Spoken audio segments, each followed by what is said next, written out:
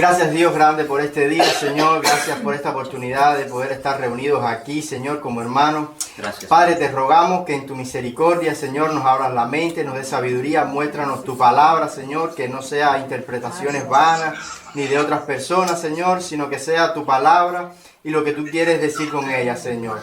Bendice este tiempo, Dios, en el nombre de tu amado Jesús. Amén.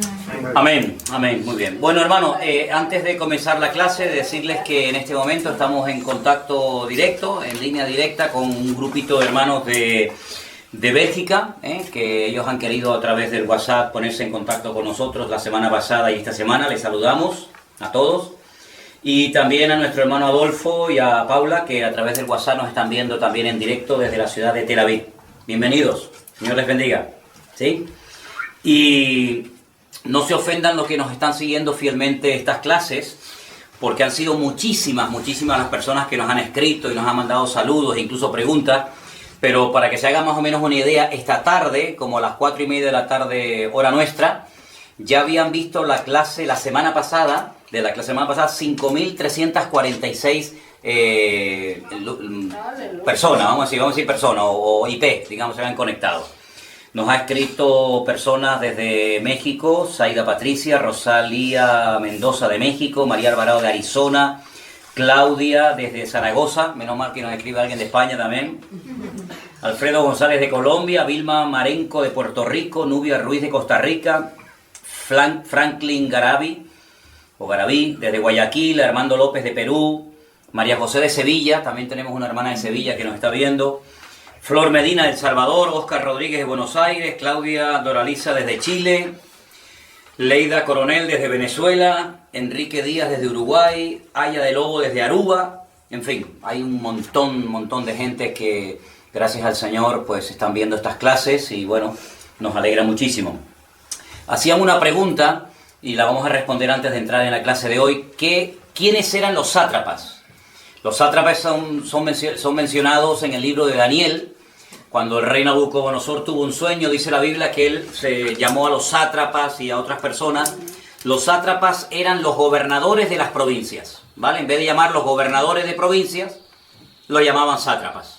El término sátrapa se ha convertido en la actualidad en un término despectivo que se utiliza para generalmente a los políticos, a las personas que son arrogantes, soberbias, déspotas, se le dice eres un sátrapa, ¿vale? Pero en los tiempos de la Biblia, los sátrapas eran los gobernadores que gobernaban las provincias bajo el imperio de los medo-persas, ¿vale? Eso eran los sátrapas.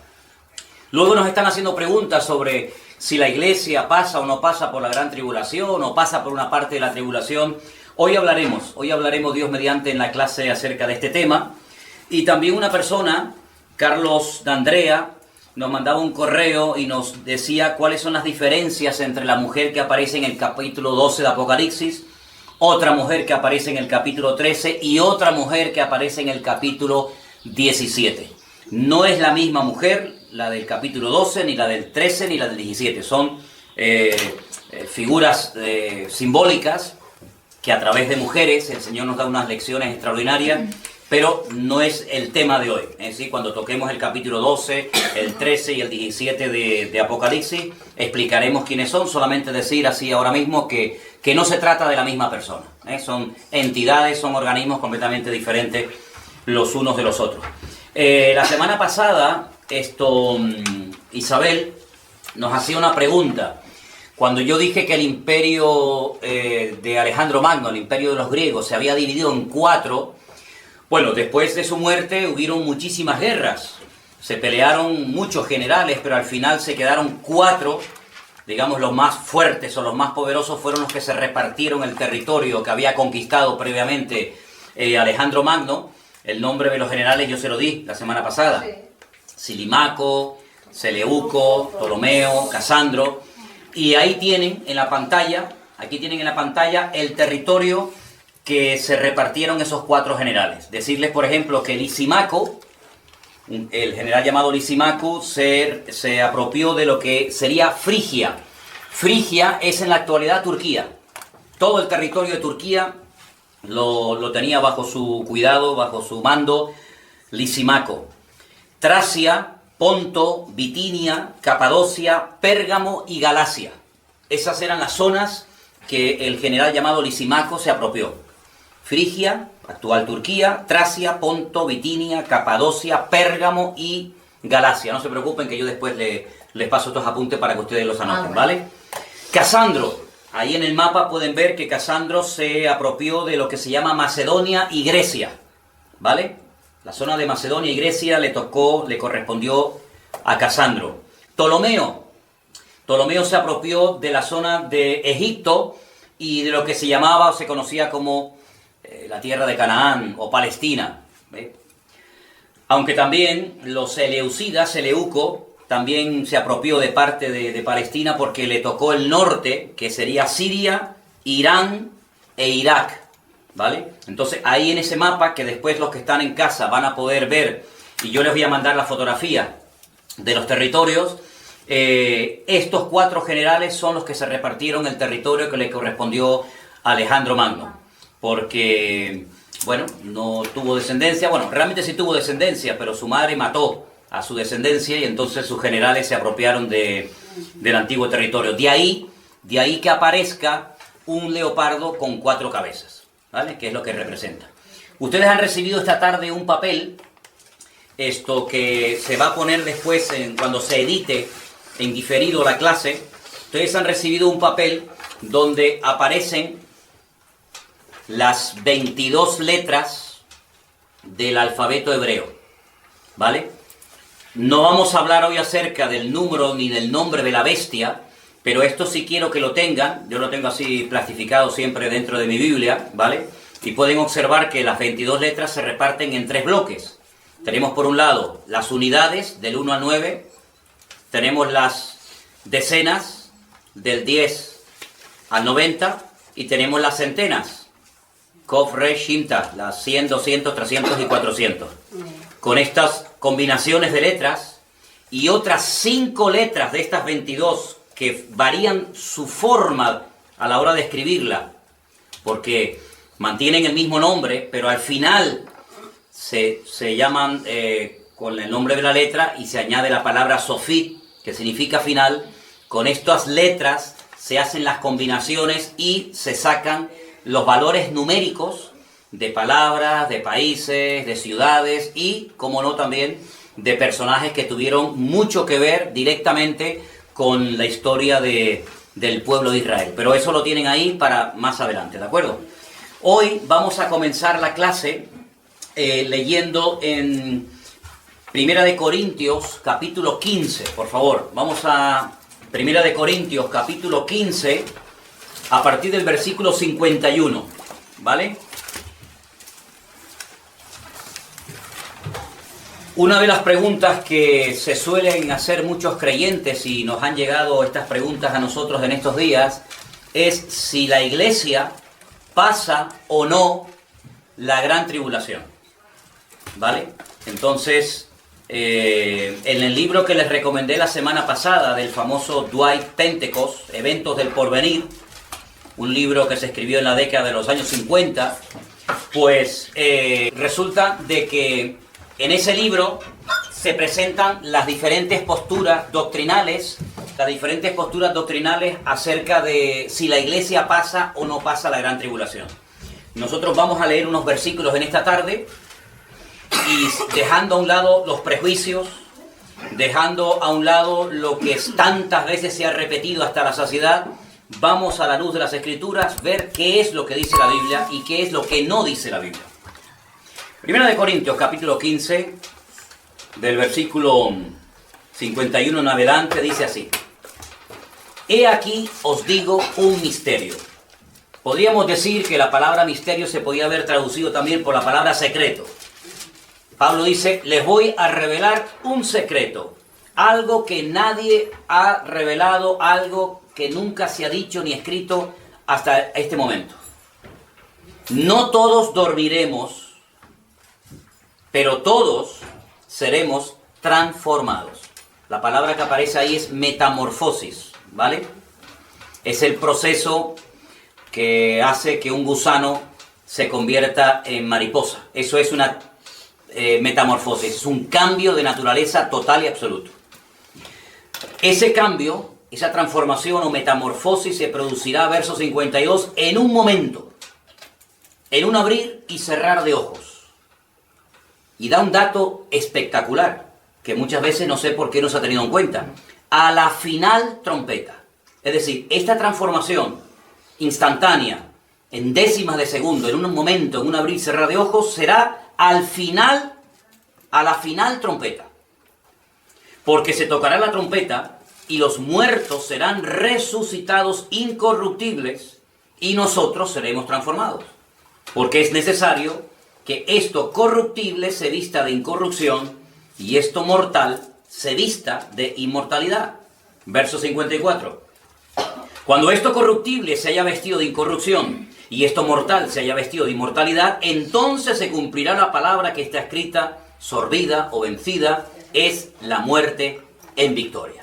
Ahora, una vez que hemos leído el capítulo 1 del libro de Apocalipsis y entramos ya directamente en los mensajes que el Señor tiene para las diferentes iglesias, que ya lo veremos en su momento, vamos a darnos cuenta de que en el libro de Apocalipsis se revelan 21 juicios diferentes, clasificados en 3 grupos de 7. Entonces yo me voy a poner de pie ahora, y aquí en la pizarra que tenemos voy a escribir algo y tratar de explicar un poquito, digamos, la cronología de lo que llamamos la Gran Tribulación, o como se conoce en el Antiguo Testamento bajo el nombre del tiempo de angustia de Jacob. Es lo mismo, ¿vale? Gran Tribulación o tiempo de angustia para Jacob es exactamente lo mismo, ¿de acuerdo? Entonces, voy a dibujar una línea, ¿vale? Voy a poner aquí una línea, vamos a ver si se puede ver aquí en la pantalla. Ok. Vamos a suponer que en esta línea representa los 7 años de la Gran Tribulación. Voy a poner aquí Gran Tribulación, ¿de acuerdo? Tenemos desde que empieza la Gran Tribulación hasta que termina, son 7 años. Realmente el libro de Apocalipsis, aunque es muy extenso, tiene más de 20 capítulos, realmente te está contando los últimos 7 años antes de la segunda venida de Cristo, ¿vale? Hay unos términos que no son muy complicados de entender y yo los voy a escribir aquí para que os familiaricéis con ellos. Y son los siguientes. Apunte, 42 meses, 1260 días, ¿vale? 3 años y medio. Y el último término es tiempos, en plural. Tiempos, tiempo y la mitad de un tiempo.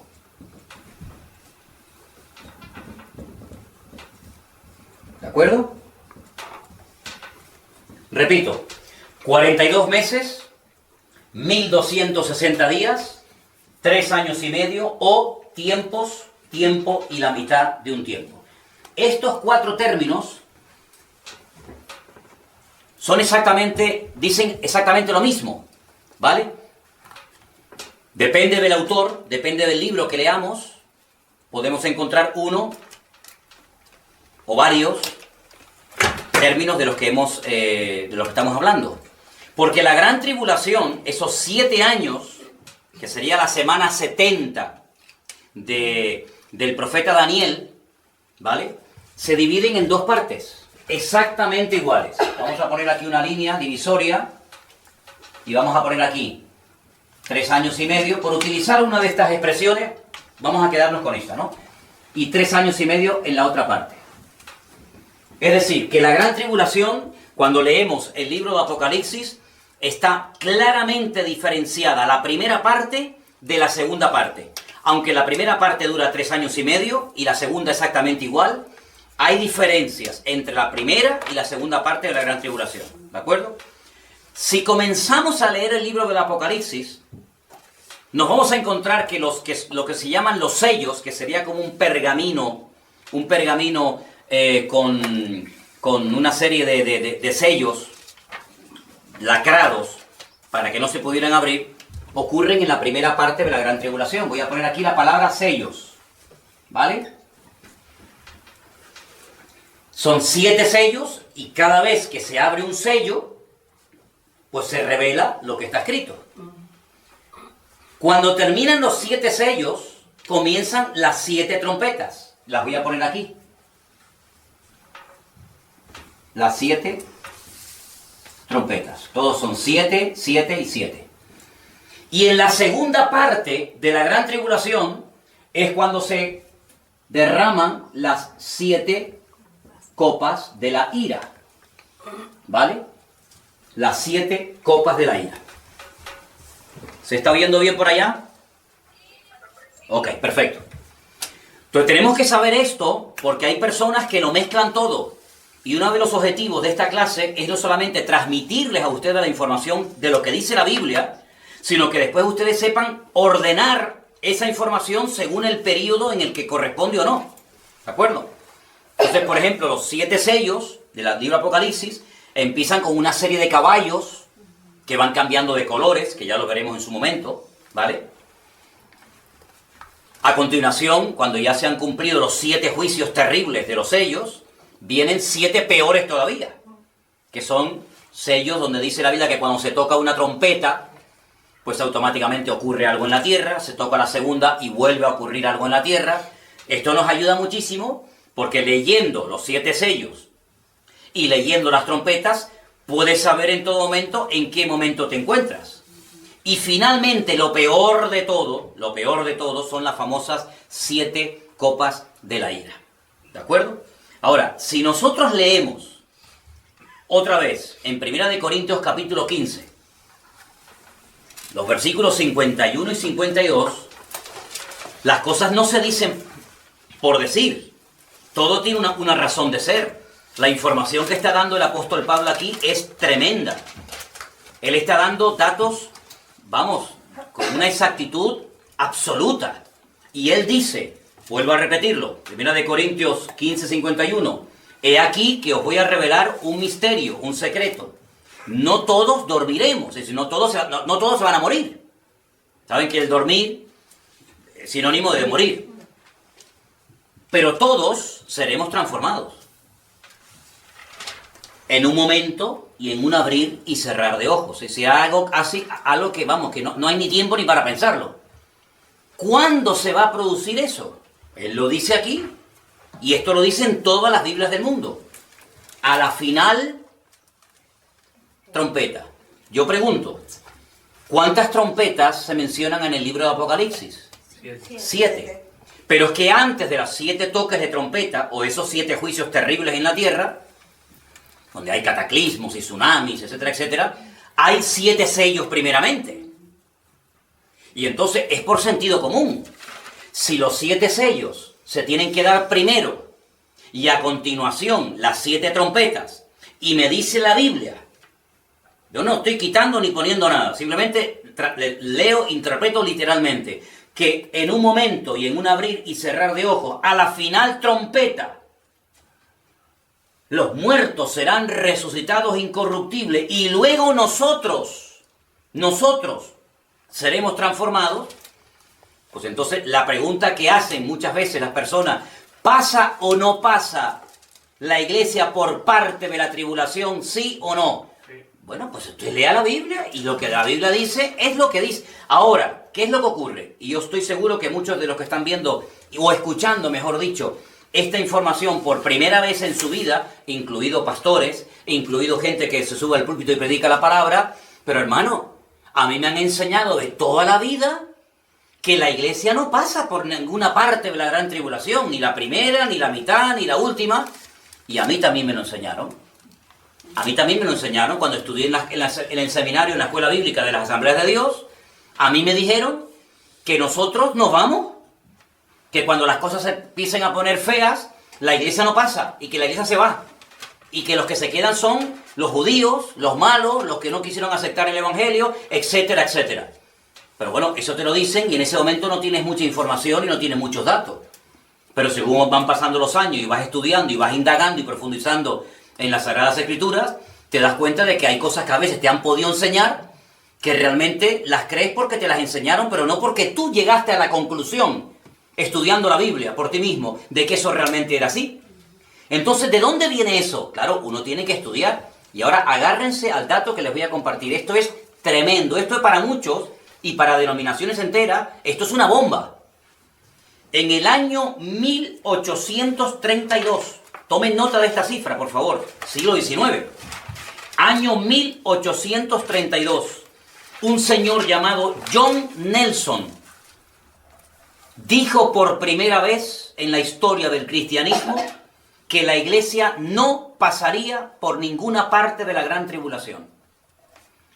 Un señor llamado Scofield, de hecho hay una Biblia que se llama la Biblia de Scofield, registró la postura, digamos, doctrinal o la opinión del señor John Nelson en 1832, y a partir de ese año muchas congregaciones, más que nada de corte pentecostal, de corte, vamos a decir así, más liberales, etcétera. Las tradicionales no. Las iglesias tradicionales, el protestantismo oficial, digamos, de toda la vida, no se abrió tanto ni aceptó tanto esta postura. Pero otras iglesias, digamos, de corte más pentecostal, más modernas, pues les vino como anillo al dedo. Entonces, la pregunta es, si hasta el 1832 los cristianos no creían que la iglesia iba a pasar, que la iglesia no iba a pasar por la gran tribulación, ¿qué es lo que creían? No, al contrario. Es decir, hasta 1832 todos los creyentes creían que la iglesia pasaría como mínimo por parte, no digo por todo, por parte de la gran tribulación, porque el que quiera vivir piadosamente sufrirá persecución. Y nuestros hermanos en Cristo durante siglos y siglos y siglos pasaron terribles persecuciones. Lean ustedes la historia del cristianismo, por ejemplo, durante los primeros 300 años del Imperio Romano. Fue una masacre y una persecución terrible. Crucifixiones, en la arena del circo romano morían despedazados, quemados. Bueno, aquello fue terrible.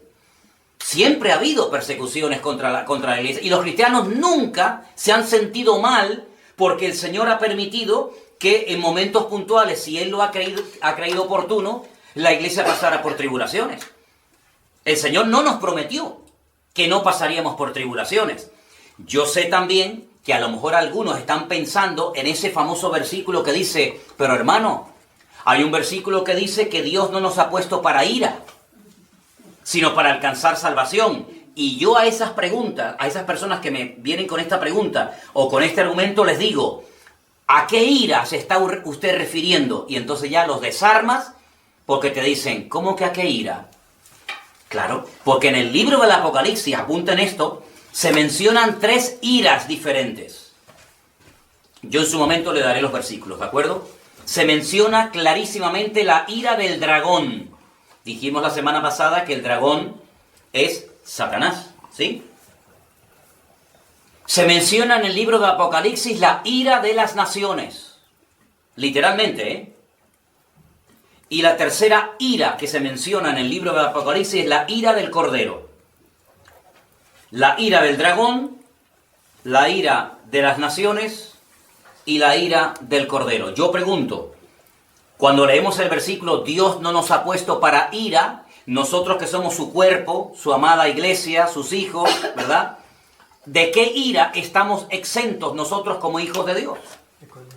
De la ira de Dios, de la ira del Señor. Ya Dios no está airado con nosotros. Hemos sido justificados a través de la sangre del Cordero, a través de la sangre de Cristo. Si no fuera por la justificación, por la redención que obtuvo Cristo en la cruz del Calvario por nosotros, nosotros estaríamos condenados a la condenación eterna y a la ira de Dios. Porque eso de que Dios ama al pecador, pero odia al pecado, eso es un cuento chino. ¿Sí? Vamos a ver, si ama al pecador y luego lo manda al infierno, eso es un disparate que se han inventado, una frase muy bonita, pero Dios al pecador lo mira de lejos, dice la palabra. Es que ni lo escucha. La única posibilidad que tiene el pecador de ser oído por Dios es que se humille y se arrepienta y entonces Dios lo perdona, ¿vale? Entonces cuando tú te conviertes, tú le pides perdón al Señor por tu mala vida, por tus pecados, por lo que sea, tú estás exento, tú estás libre de la ira del Señor. Eso es lo que significa que Dios no nos ha puesto para ira. Pero yo pregunto una cosa, ¿y de la ira de las naciones? ¿No se han airado naciones contra los cristianos y se siguen airando muchas naciones como Irán, como Afganistán, y otras naciones contra los cristianos? De toda la vida.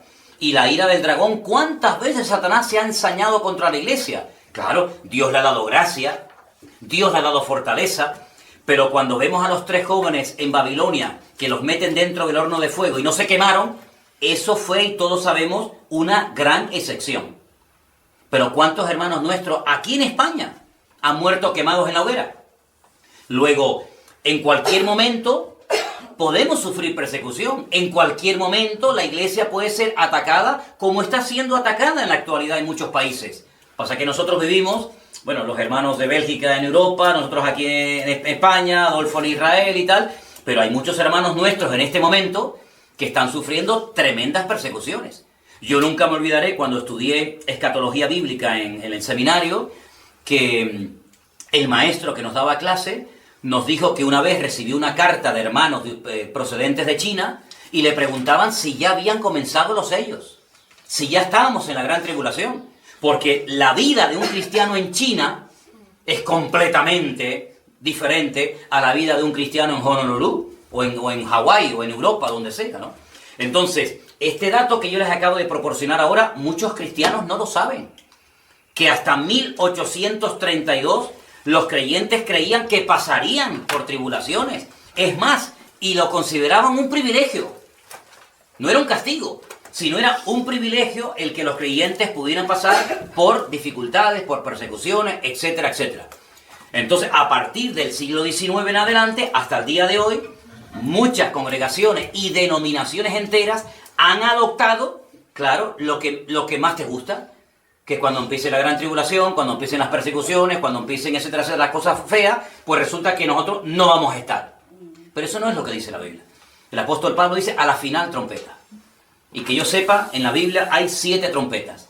Y curiosamente, si ustedes leen esta noche detenidamente en casa, la 7ª trompeta es cuando los 2 testigos, 2 personas que los conocemos con el nombre de los 2 testigos, ya hablaremos de ellos, no testigos de Jehová, o los 2 ungidos, pues dice que los matan en Jerusalén y son resucitados cuando suena la 7ª trompeta. Vamos a leer otros versículos para reforzar un poco más lo que estamos hablando. Vámonos a Primera de Tesalonicenses, capítulo 4, por favor. Primera de Tesalonicenses, capítulo 4, del versículo 13 en adelante.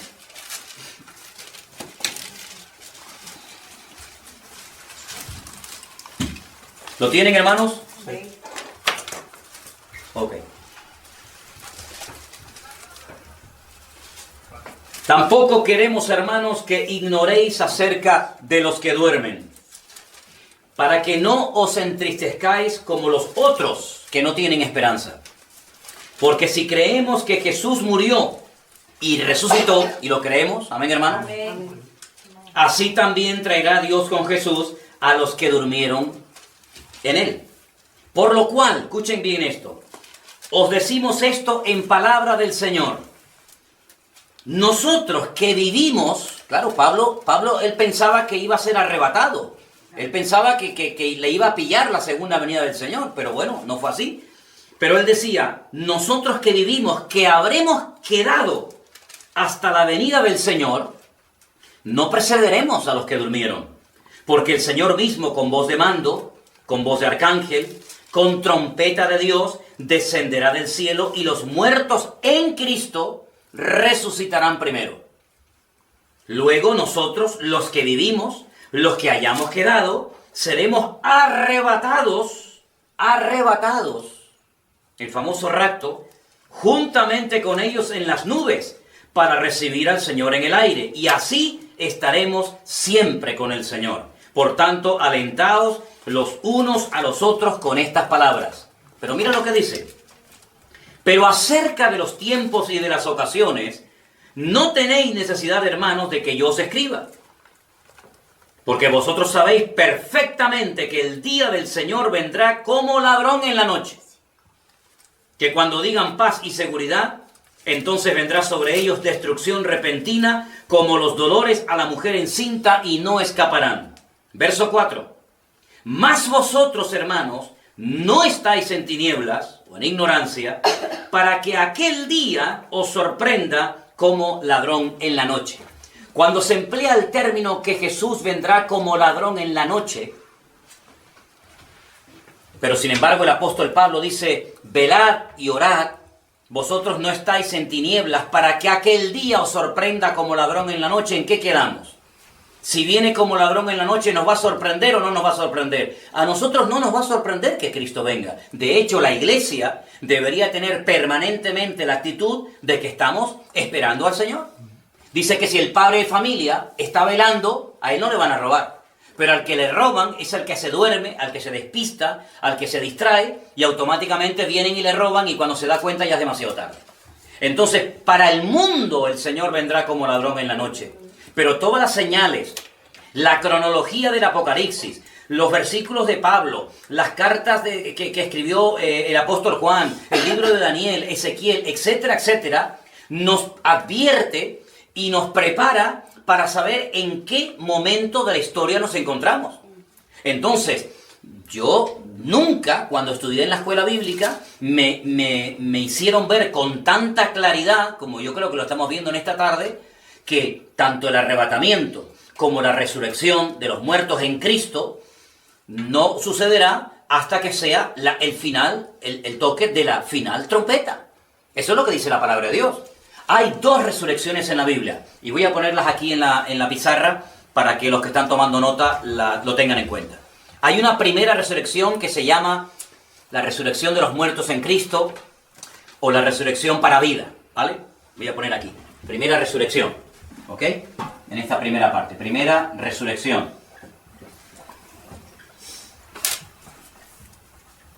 Y al final de la gran tribulación, se produce la segunda resurrección. Solamente hay 2. ¿Vale?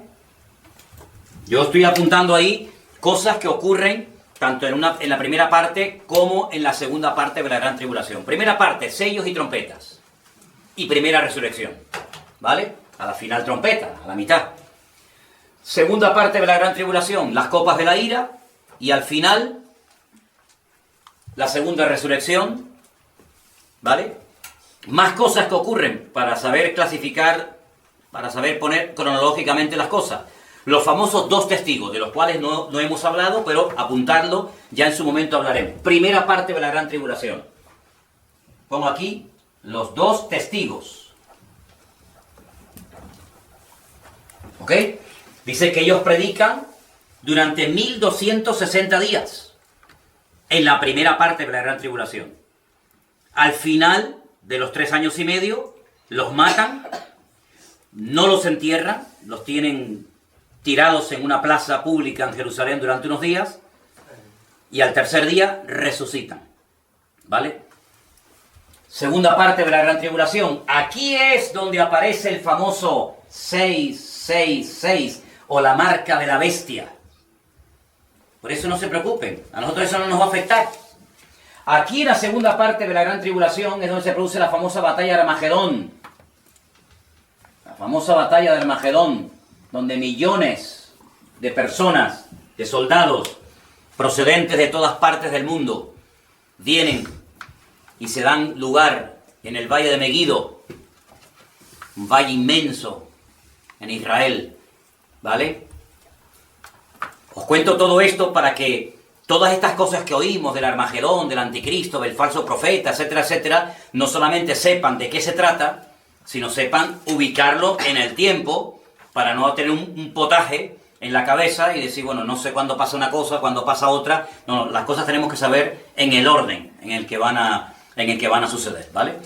Previamente a la venida del Señor hay muchas señales, pero ahora vamos a leer una porción espectacular que está escrita con un orden matemático, con un orden extraordinario que nos va a ayudar a nosotros a entender las secuencias del plan profético de Dios. Esa porción, por favor, anótenla. Segunda de Tesalonicenses, capítulo 2. Esta es una de mis porciones favoritas a la hora de explicar todo esto, porque cualquiera puede entender lo que a continuación vamos a leer. Repito, segunda de Tesalonicenses, capítulo 2, del versículo 1 en adelante. Y permítame que les diga antes de leer que apunten estas dos palabras. Una sería la palabra epifanía, y la segunda palabra sería la palabra parausía. ¿Vale? Epifanía y parausía. La palabra epifanía siempre hace referencia en el griego, en el texto griego del Nuevo Testamento, a la primera venida de Cristo. A la primera aparición del Mesías, cuando viene como cordero, cuando viene como siervo sufriente a morir, a pagar el precio de nuestros pecados, ¿vale? Que ya se había producido. Cuando Pablo escribe lo que vamos a leer ahora, ya la epifanía, la primera venida del Señor, ya se había producido, ¿vale? Yo quiero solamente mencionarles que en el Nuevo Testamento, solamente en el Nuevo Testamento, hay más de 150 versículos que hablan de la segunda venida de Cristo. Y a la segunda venida de Cristo se usa la palabra parausía, para diferenciarla de la primera. ¿Me explico?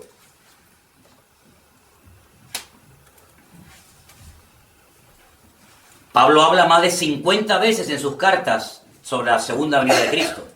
Si solamente leyéramos el Antiguo Testamento, fíjense el dato que les voy a dar ahora, si solamente leyéramos el Antiguo Testamento, llegaríamos a la conclusión de que el Mesías iba a venir dos veces. Una primera vez a sufrir y a morir, y una segunda vez a reinar. Ese fue el gran problema del pueblo de Israel, que no aceptaba que primeramente el Mesías vendría a morir y después vendría a reinar, ¿vale? Y por eso le están esperando por primera vez. Si solamente tuviéramos el Antiguo Testamento, hay 8 veces más material para estudiar la segunda venida del Mesías que la primera. Y mira que hay cosas sobre la primera venida del Señor, ¿eh? Es decir, estamos con un tema de trascendental importancia. Después de estos datos, leemos en 2 de Tesalonicenses, capítulo 2, versículo 1. Con respecto a la venida de nuestro Señor Jesucristo, yo pregunto, ¿a qué venida se refiere? Entonces, ¿qué palabra aparece ahí en el texto griego original? Parausía. Yo les dije la semana pasada, lo vuelvo a mostrar aquí a la cámara y a los hermanos que nos están viendo, que este es un libro extraordinario para estudiar el texto griego de todo el Nuevo Testamento. Se lo recomiendo a todos, ¿eh? Todo el Nuevo Testamento, aquí tienen casi palabra por palabra, ¿sí? Y si ustedes leen el texto griego, se van a dar cuenta de que en el versículo 1 dice con respecto a la parausía, es decir, con respecto a la segunda venida del Señor Jesucristo y nuestra reunión con Él, os rogamos, hermanos, que no os dejéis mover fácilmente de vuestro modo de pensar, ni os conturbéis, ni por espíritu, ni por palabra, ni por carta, como si fuera nuestra, en el sentido de que el día del Señor está cerca. Versículo 3. Nadie os engañe en ninguna manera, porque no vendrá, ¿quién? El Señor. Estamos hablando de la segunda venida del Señor. No vendrá sin que antes venga la apostasía y se manifieste el hombre de pecado, el hijo de perdición. Estos son adjetivos, son expresiones para referirse al anticristo. ¿Vale? Este hombre de pecado, este hijo de perdición, es nada más y nada menos que el anticristo. Y ahora dice, el cual se opone y se levanta contra todo lo que se llama Dios o es objeto de culto, tanto que se sienta en el templo de Dios como Dios, haciéndose pasar por Dios. Hay que decir la verdad, cuando el apóstol Pablo escribió esta carta, el templo de Jerusalén no había sido destruido. El templo de Jerusalén se destruyó en el año 70. Probablemente ya Pablo había muerto en esa fecha, él murió por el 60 y pico, ¿vale? Pero nosotros que leemos en el año 2020 este versículo y dice que este hombre de pecado, este hijo de perdición, que se levanta contra todo lo que se llama Dios, de tal manera que se sienta en el templo de Dios, haciéndose pasar por Dios. ¿Cómo interpretamos esto? ¿Cuál es el templo de Dios? En aquel momento, ¿cuál era el templo de Dios? Pues eso, hay una referencia directa, bueno, directísima, a la reconstrucción del templo de Jerusalén. Amén. Y os puedo asegurar de que hay millones de judíos que no sueñan en otra cosa más que en la reconstrucción del templo de Jerusalén. Ahora Pablo dice, ¿no os acordáis que cuando yo estaba todavía con vosotros os decía esto? Ahora vosotros sabéis lo que lo detiene, a fin de que a su debido tiempo se manifieste. Fíjense el orden. El Señor tiene que venir, pero no puede venir sin que se manifieste la apostasía, ahora hablaremos de eso, y se manifieste, se dé a conocer el hombre de pecado, el hijo de perdición. Pero a su vez, este personaje, el anticristo, no se puede manifestar porque hay algo que le está impidiendo que se manifieste, hasta que ese algo sea quitado de en medio, y entonces, dice aquí, entonces, se manifestará aquel inicuo, versículo 8, aquel inicuo se manifestará a quien el Señor matará con el espíritu de su boca y destruirá con el resplandor de su venida. Pero fijaros el verso 7. Porque ya está en acción el misterio de la iniquidad, solo que hay quien al presente lo detiene, hasta que él, artículo determinado masculino, esto es muy interesante y muy importante, hasta que él sea quitado de en medio.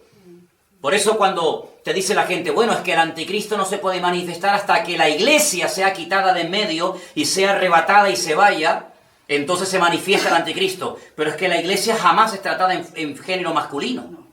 Aquí dice hasta que él, no hasta que ella.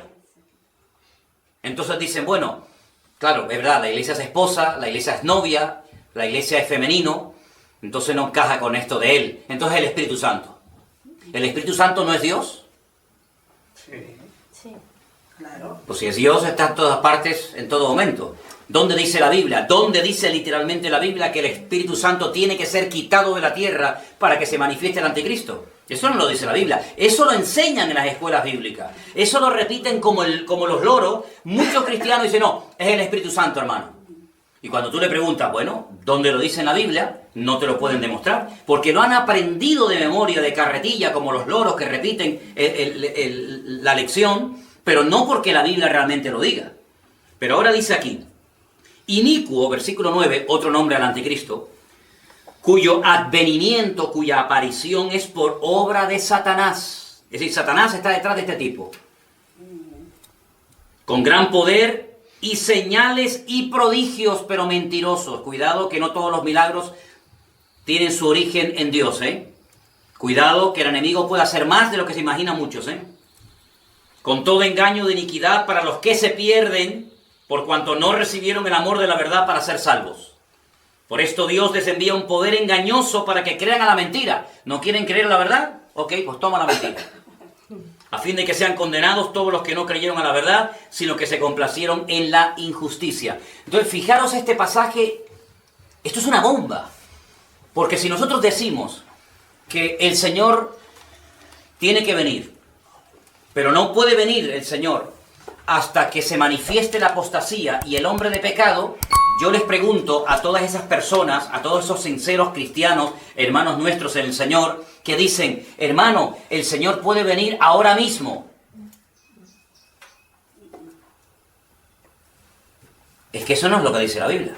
Yo solamente os voy a hacer una especie de... No quiero utilizar la palabra apostar, ¿no? Pero les voy a demostrar que hoy no va a venir el Señor. Si viene el Señor en medio de la clase, como dice que puede venir en cualquier momento, pues tendré que pedir perdón y decir, hermano, me equivoqué, discúlpenme. Cuando nos veamos todos allá arriba en la presencia del Señor, les diré, hermano, no sé lo que estaba pensando, pero si hoy no viene el Señor cuando termine esta clase, entonces no mentí. Dije la verdad y tenía razón. ¿Por qué yo digo que hoy no puede venir el Señor?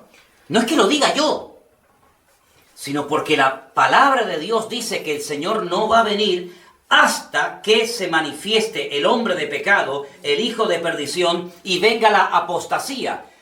Primera pregunta que quiero hacer, ¿qué es la apostasía? Apartarse del Enfriamiento. Señor. ¿Santiago? Enfriamiento de la iglesia. El enfriamiento, bueno, está bien, pero es mucho más que el enfriamiento. Las personas Porque ya que- la iglesia de la Odisea ya estaba tibia. Y el Señor no vino en su época. Para mí es apartarse de... Apartarse, sí. Apartarse de la palabra. Apartarse del Eso no Señor, fue- de la palabra. ¿Saben que hay un versículo cuando Pablo le escribe a Timoteo? Seguramente que a los hermanos que nos están viendo estarán pensando en él. Dice, pero dice el Espíritu claramente, ¿verdad?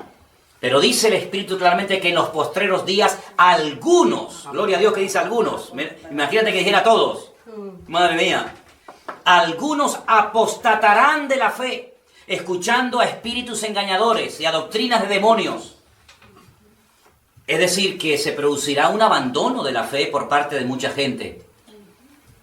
Hay un versículo muy interesante que dice, hermanos, está en el último capítulo de la carta a Santiago.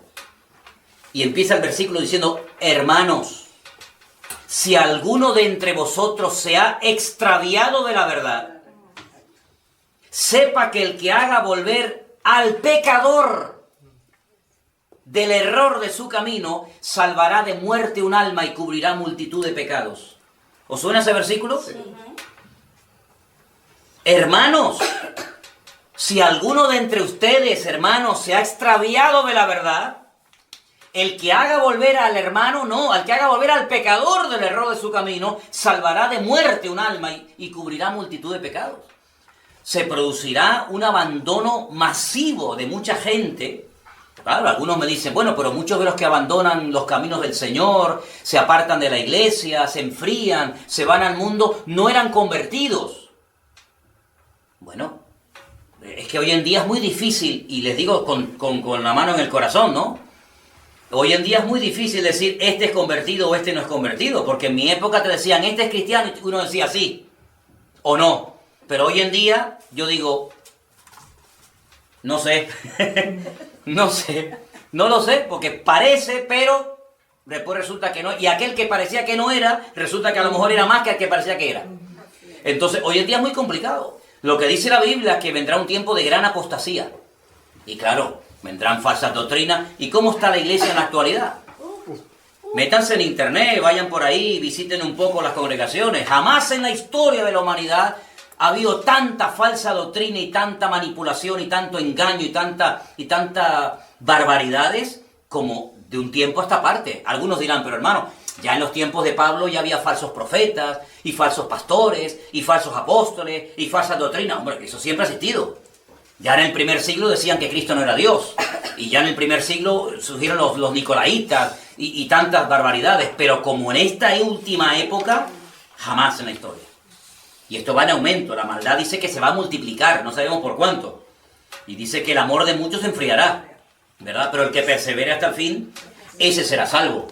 Pero no solamente vendrá un periodo masivo de apostasía, de apartamiento, de frialdad, de alejamiento de los caminos del Señor, sino que dice que se tendrá que manifestar el hombre de pecado, el hijo de perdición. Ahora, yo voy a dar una opinión personal, ¿vale? Esto ya no es Biblia, esto es mi opinión. Yo creo que este personaje ya está vivo.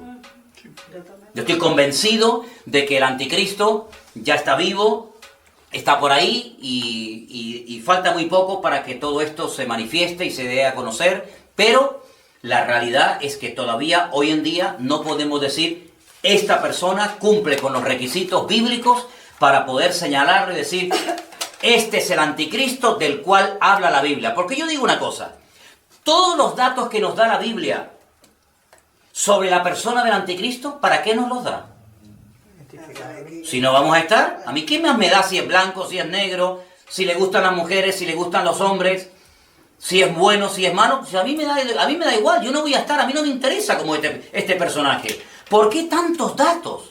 ¿Por qué tanta información? ¿Por qué dice la Biblia del amor de las mujeres huirá? ¿Por qué dice la Biblia que se hará del Dios de la fortaleza? ¿Por qué da la Biblia tantos datos sobre estos personajes? Para que no nos sorprendan las cosas como a algunos les sorprende cuando oyen cosas diferentes pero que son tan bíblicas como las que han oído de toda la vida, y sepamos en todo momento en qué momento y en qué tiempo de la historia nos encontramos. El anticristo no se puede manifestar cuando él quiera.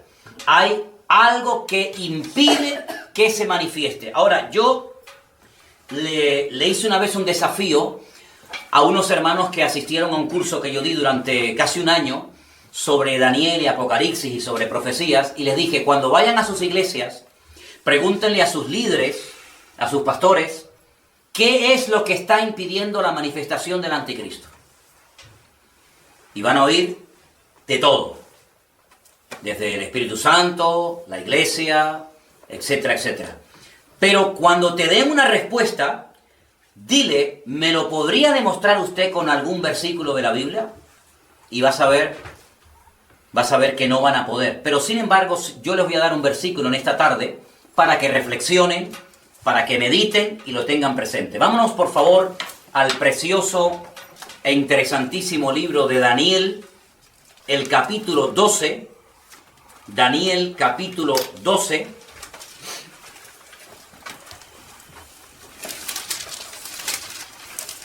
Vamos a leer del versículo 1 en adelante, por favor. Daniel, capítulo 12, del versículo 1 en adelante.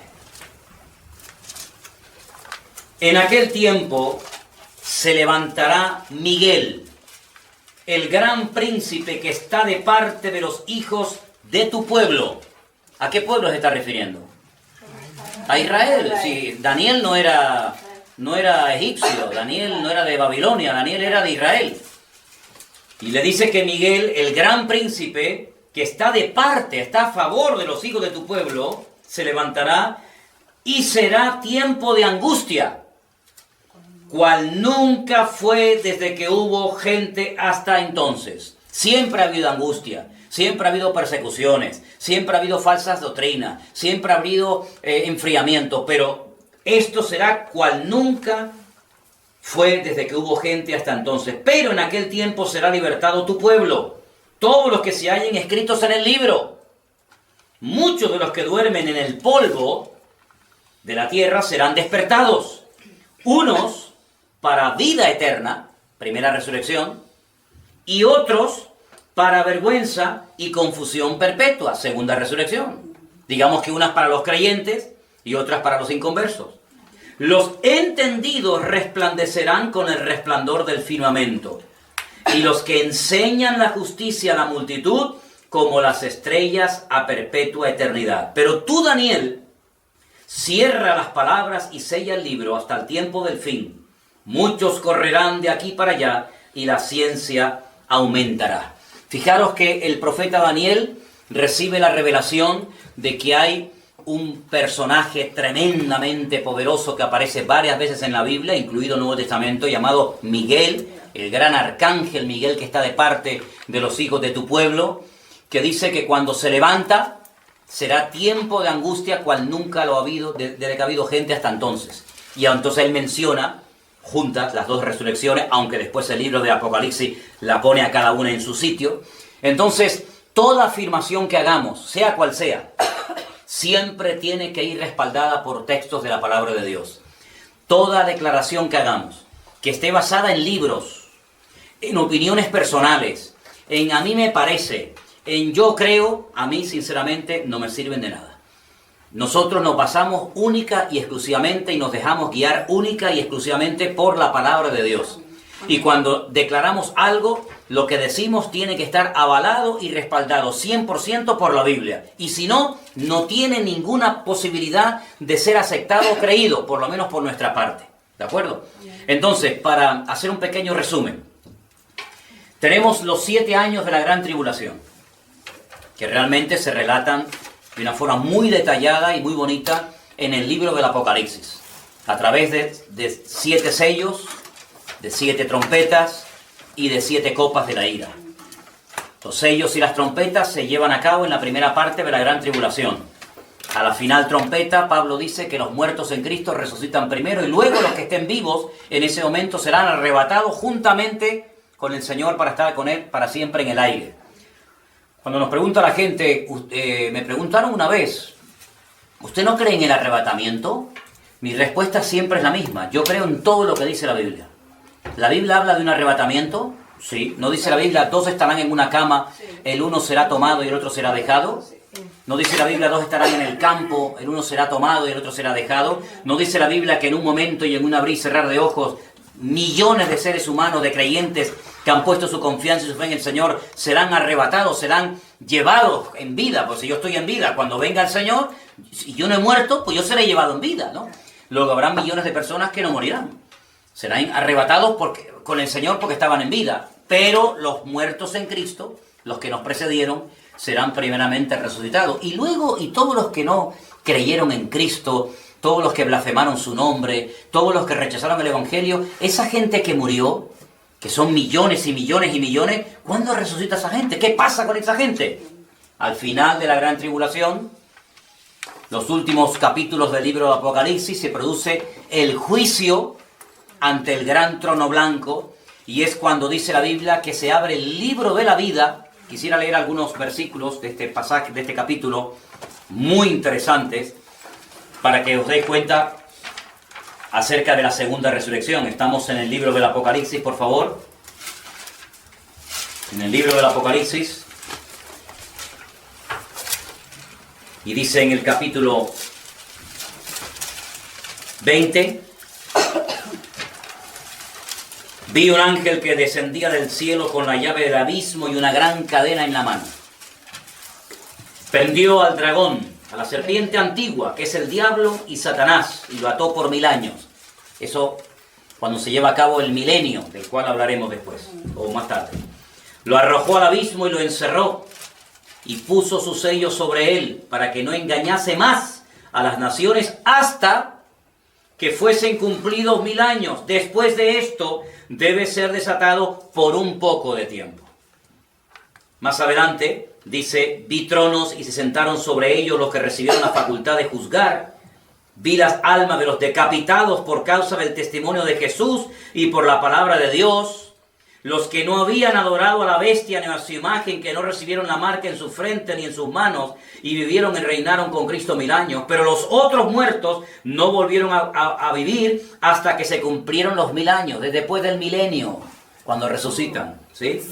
Y entonces dice un poquito más adelante, en el capítulo 20, versículo 11, 11, vi un gran trono blanco y al que estaba sentado en él, de delante del cual huyeron la tierra, el cielo y ningún lugar se encontró para ellos, y vi a los muertos grandes y pequeños de pie ante Dios. Los libros fueron abiertos y otro libro fue abierto, el cual es el libro de la vida, y fueron juzgados los muertos por las obras que estaban escritas en los libros según sus obras. El mar entregó los muertos que había en él, y la muerte y el Hades entregaron los muertos que había en ellos, y fueron juzgados cada uno según sus obras. Y la muerte y el Hades fueron lanzados al lago de fuego. Esta es la muerte segunda.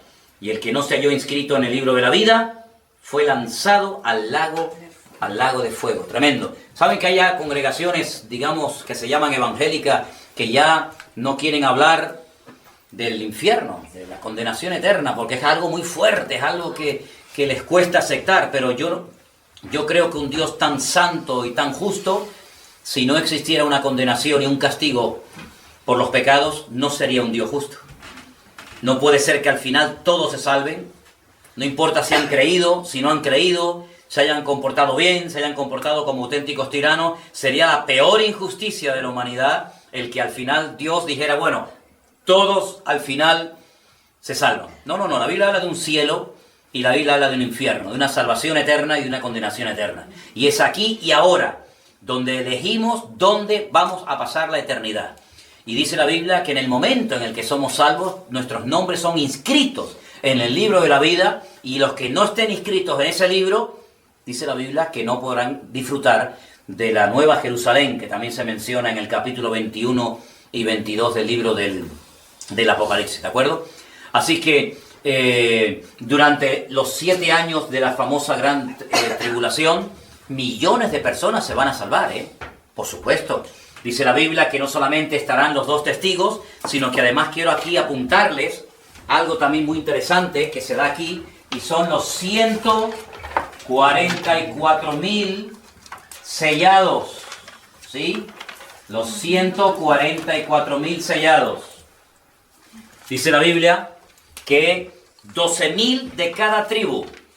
12.000 de la tribu de Judá, 12.000 de la tribu de Zabulón, 12.000 de cada tribu, un total de 144.000 judíos que estarán predicando en los primeros 3 años de lo que llamamos la tribulación o gran tribulación, junto con los 2 testigos. Los 2 testigos los matan. Yo sé que por ahí han dicho, bueno, los 2 testigos son fulanito y menganito. Nosotros no podemos afirmar, no podemos decir el nombre, como algunos se han atrevido. Incluso hay un pastor español que en su libro ha dicho, los 2 testigos son fulano y mengano. A mí me parece una auténtica temeridad, porque si la Biblia no lo dice, no sé cómo este señor se atreve a decir el nombre de los 2 testigos. Pero bueno, tú sabes que en esta vida hay de todo. Pero van a convertirse millones de personas. Incluso después, en la segunda parte durísima, terrible de la gran tribulación, se van a convertir millones de personas, no te quepa la menor duda. Y cuando termine la gran tribulación, en esa batalla terrible, tremenda, la batalla de Armagedón, empezará lo que se llama el milenio, ¿vale? Donde casi podríamos decir que volvemos a los tiempos del Jardín del Edén. Muchas características del Jardín del Edén volverán a darse durante el periodo del milenio, pero ya hablaremos en su momento de todo eso. Bueno, queridos hermanos, esta ha sido la clase que hoy hemos tenido. Espero que ustedes hayan aprendido mucho. Y les digo a todos los que nos están viendo por internet y van a ver estas clases, que por favor nos hagan llegar todas las preguntas y todas las dudas que tengan. Y con la ayuda del Señor procuraremos cada semana responder a las preguntas que ustedes nos hagan llegar. Y ahora